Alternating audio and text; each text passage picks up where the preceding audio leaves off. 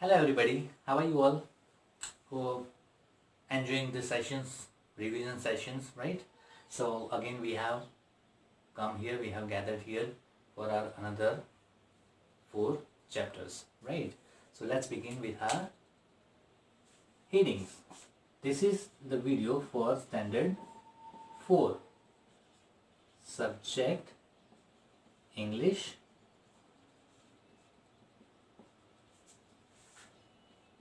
date 16 May 2020, day that is Saturday, right? And it's a revision session, so we will write revision. Okay, now first we are going to take the chapter number 4, the little fir tree. The little fir tree. Okay, we have already discussed what the story is all about, right? The tree which had the needle-like leaves and it did not like. Shakti the magician, right? He fulfilled his 4 wishes. Now which were they? First, he was asked, means the tree asked for the normal leaves just like another trees. So what happened? A goat came and ate it. Second time he asked for gold. So what happened? A man stole it. Third time he asked for glass leaves. So what happened? A strong wind blew. So the glass have been broken. Finally he asked for its original leaves. Right? So this is the basic and the main idea of the story. Right? So that was all about the fir tree. Now, which can be the hard words in our story, right? So the hard words like, first one we can take pretty. Okay, there is a word like pretty. Pretty means attractive, right? Pretty means attractive. Second, we can take it needles. Now what is needles? Everybody has seen it. Needle means a small piece of metal, right? Having the whole upper side, it is used for sewing the clothes, right? Third one is gold. Everybody knows it. A yellow precious metal which is used to make jewelries, right? And we can take another one, that is stole. Okay. Now stole is a past form of steal. Steal is a verb. Taking something without anyone's permission and keeping with them. That is steal, and this is the past form of stole. Alright. So this can be the hard words in this chapter. Now another one was very important, that is a type of question which can be asked that to complete the sentence, right? Not the question answer, but to complete the sentence. For example, the pretty liar fir tree was happy with gold, but blank. Why? Because a man stole them, right? Leaves, gold leaves, the man stole them, right? Second, it can be asked like the fir tree was sad. The fir tree was sad. Why? Because it had needle-like leaves. Okay. Number 3. Who granted it 4 wishes? Who granted it 4 wishes? So the character is there, right? Shakti, S-H-E-T-T-Y. Shakti the magician. He granted 4 wishes. Okay. Alright. Now apart from question answers, there can be a question like give opposite. Now it can be the normal one, like write the opposite of light. So it can be heavy. Opposite of want, it can be lost. Opposite of love, it can be hate. Right, left. Okay. So such questions can be asked, but another type of question can be asked to add prefix. Which kind of prefix? UN, sorry,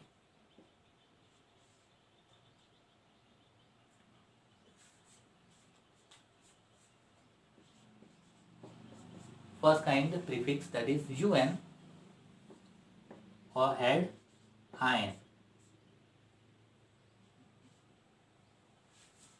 right? Un and in. How? Seen. Opposite of seen is unseen, right? Perfect. Opposite perfect is imperfect, right? We are adding prefix un and in to make opposite of the noun, right? So this can be asked. This type of question can be asked. Okay, so that was all about the little for tree. Okay, now let's move to our next chapter, that is chapter number 5.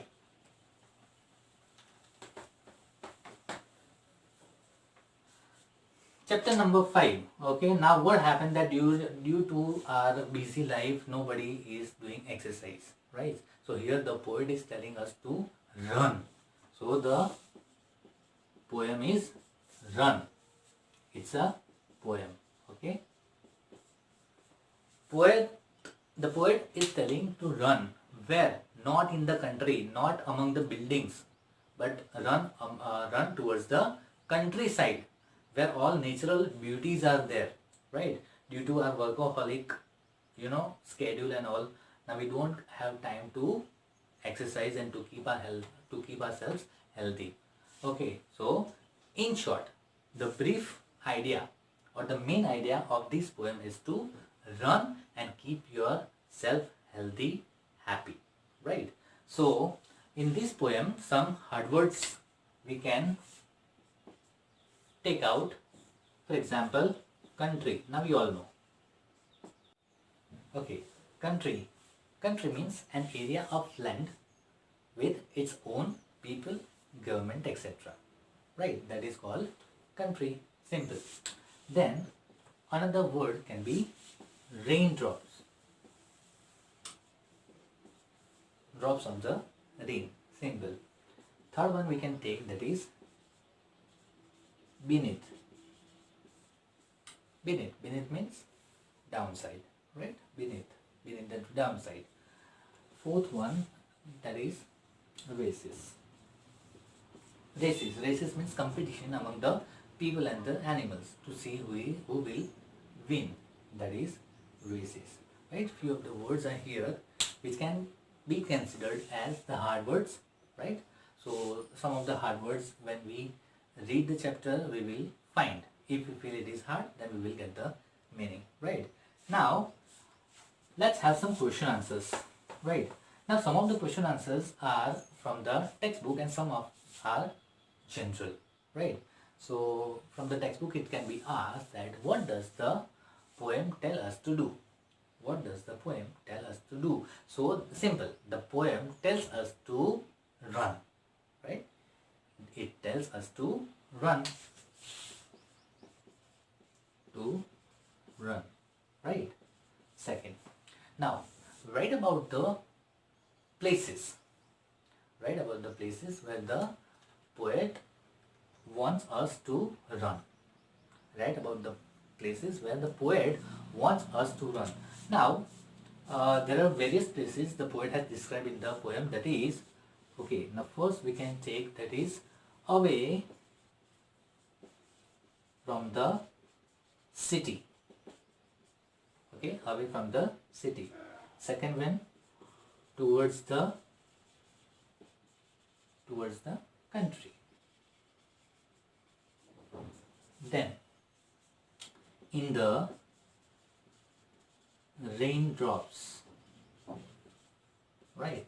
In the raindrops. Now the poet tries to tell us to be in nature, right? Not in artistic places and in an artificial area. Next one is in the raindrops, then beneath the trees, right? The next one would be downside, or we can say the down the hillside, or you can say that is nature places, right? Now, these are the questions which are taken from the book, but the poem or the poet also asks some questions which are general. Do you like to run?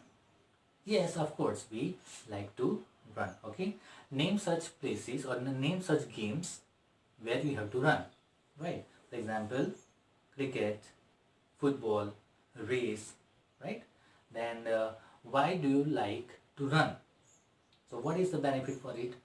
That if we run, our breathing will be fast and we can keep ourselves healthy. Okay, so this is all about the poem Run. Okay, now we will switch to our next chapter, chapter number 6.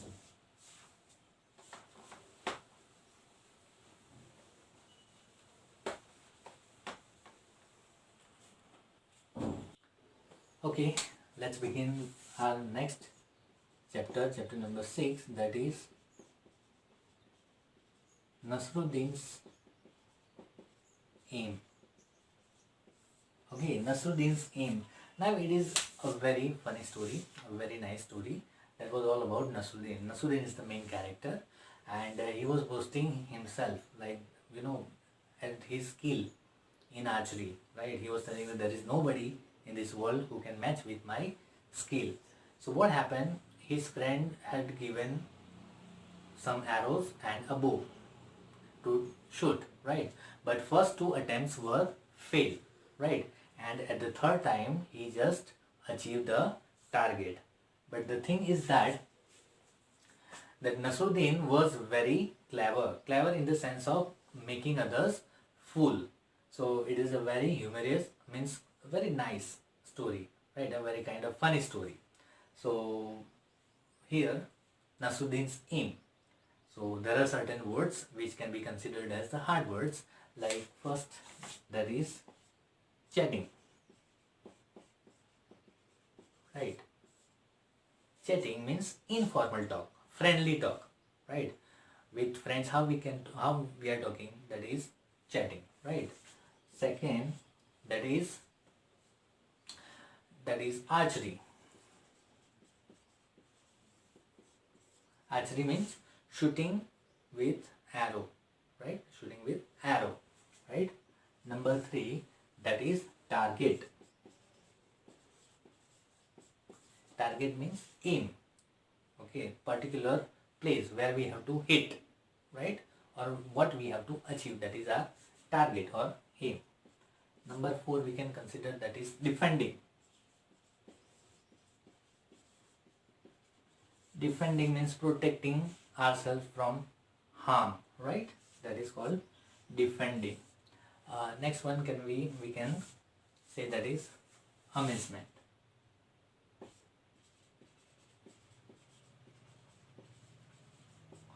Amazement means surprise. Amazement means surprise, right? Then we can take that is triumphantly. Now here we have to understand, or we have to be very careful while spelling. Triumphantly, T-R-I, right? T-R-I-U-M-P-H,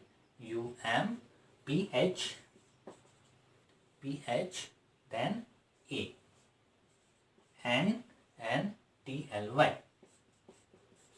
Triumphantly, right? Triumphantly means it's a kind of happy feeling when we achieve something. That is called triumphantly. So these are some words which can be considered as hard words, right? Now let's move towards our next type of question answers. Okay, let's see.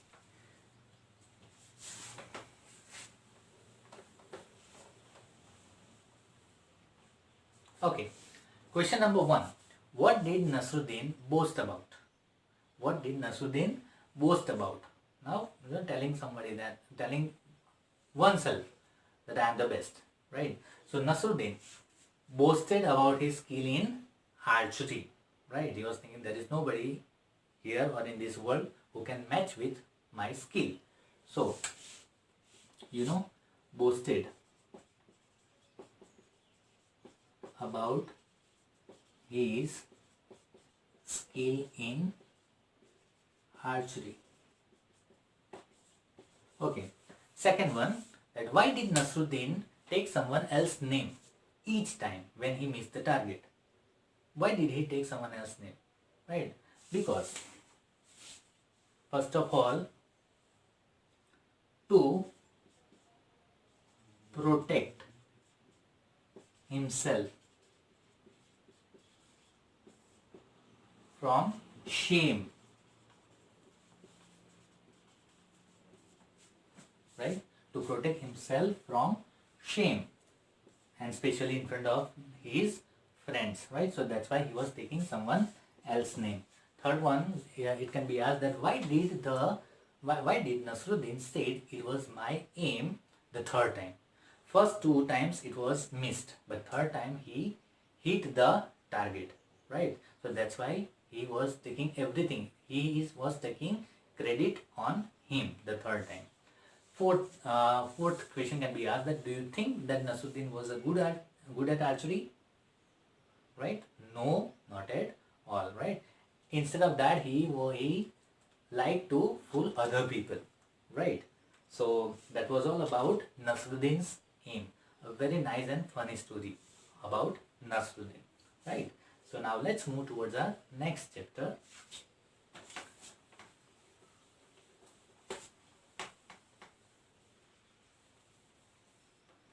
Now, very important in our life also, right? That is why. Why is a question. Why do we ask question? Right? To acquire knowledge, to become a knowledgeable person, right? So now especially the tendency means the questions we can find in children. Because children again and again, every now and then they are asking questions to the elders that why is it like that, why is it like this, okay, why is it like that, why is it not like that. Some of the questions, that we answer, but some of the questions are there we are unable to answer. So here the poem is all about the question why. A very young boy who was asking the question again and again, why everything is like that, right? But before we begin, let's start with our hard words. As a very nice word is that is curious. Curious means eager to know something, right? When we have feeling to know something, that is called curiousness, right? Second one was lead. Now here lead is symbolized something heavy, right? So lead and marble both are symbolized something heavy. Number 3, that is reason. Reason means an explanation of any action. If something has happened, why? Then explanation of that action, right? Then number 4 is sink. Sink is going beneath the surface of any liquid. Now here it is about the water, right? That is sink. So these are 4 hard words that can be considered as hard words. We will find when we will learn in the classroom, right? Now let's move towards our question answers. Nice question answers. First of all, name a few things that sink. Name a few things that sink. Now in this poem, there are 3 things which the poet has described, that is marble, lead and stone, right? Marble, lead and stone. Second number, list the question that the little boy asked. Okay. He asked, why do the sun shine? Why does the wind blow? Why do the sun shine? Why does the wind blow? Why do the marble and lad sing. Okay, curiousness in the boy, in the little boy, right? The third one, it can be asked like, what sort of a boy is described in this poem? What kind of boy is described in this poem?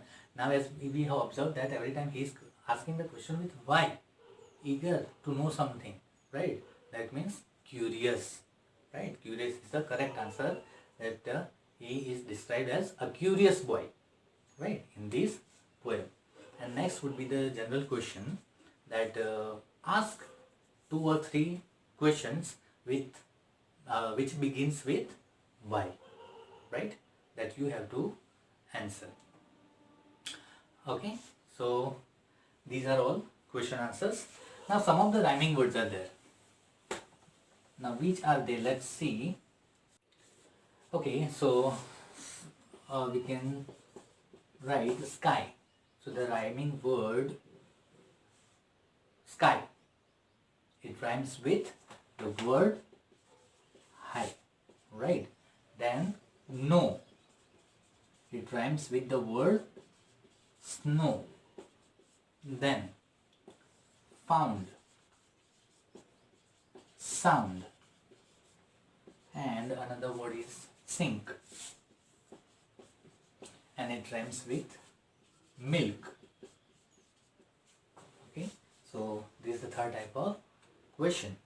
So as we have completed here chapter number 4, 5, 6 and 7 in our revision. I hope you have understood it. If you have any confusion, please re-watch the video. Thank you.